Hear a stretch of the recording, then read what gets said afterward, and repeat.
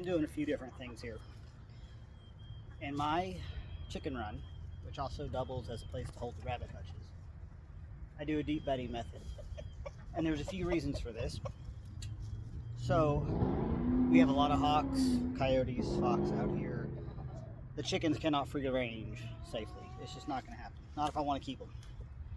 So they are in this pen that we built actually out of some salvaged construction site safety panels, and the roof is shade cloth. So they get a little bit of shade, but the wind still passes through. So unlike standard tarp, it doesn't get torn off in the high winds, which are very common up here. And this is where I tell people, you don't want bare ground. Chickens left in here indefinitely, there will be no grass. So here's your alternative. Carbon. Wood chips, leaves, straw, hay, including the hay that comes out of the rabbit cages. Any of those things, any mix of those things, I regularly apply.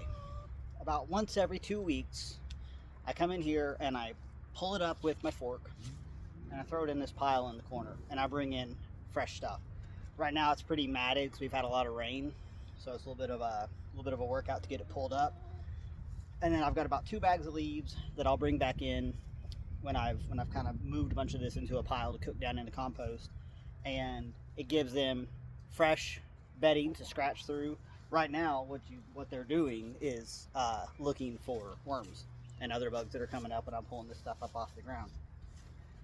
When I clean out their actual coop, which is behind the camera, which is mostly hay and some wood shavings, when I clean all that out, that just comes out as well. It just all gets mixed in.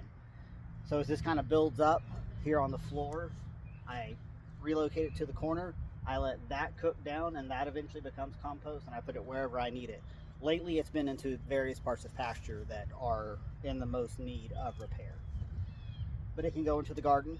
It can go into the food forest. It can even be a starting medium for starting seeds, potting up plants, things of that nature. So when I'm talking about a deep bed system or a bedded coop and run, this is one example of what it can look like.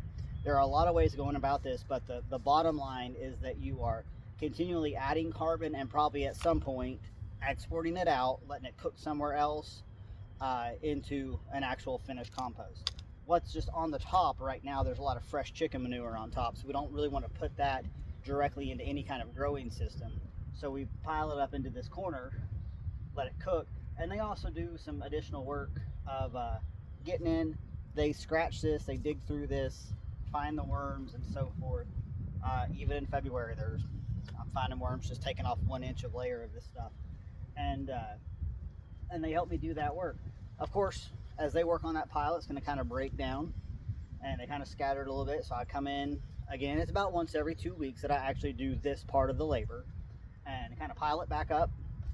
And I just having that corner is just convenient. Just gives me a couple of edges to pile it up against, and come back in and add more carbon. And the cycle is just a year-round thing. So my work looks like about once every 2 weeks, coming in here with a fork, and once to twice a week, depending on how active everything in here is, adding some fresh carbon down onto the floor. So that keeps them out of being in their own feces all the time. It keeps it from being completely bare ground, which is what we don't want. That's how we lose soil. So if your coop and run looks like a mud pit, find some carbon. Find neighbors who bag their leaves. Find leaf companies that vacuum them up. Find ways to get wood chips. Find old straw. Clean out somebody's barn. Lots of ways of going about this, and it can be done in suburbia. It can be done in your rural areas. It really doesn't make a difference. So that's what this system looks like. Works pretty well for me. This system is sized for up to about 10 birds. I'm probably not going to exceed that. If I need to add more birds at some point, I'll have to size this up, build a second one, maybe do something a little bit different and experiment with another set of birds elsewhere. So there you go. You guys let me know if you have any questions.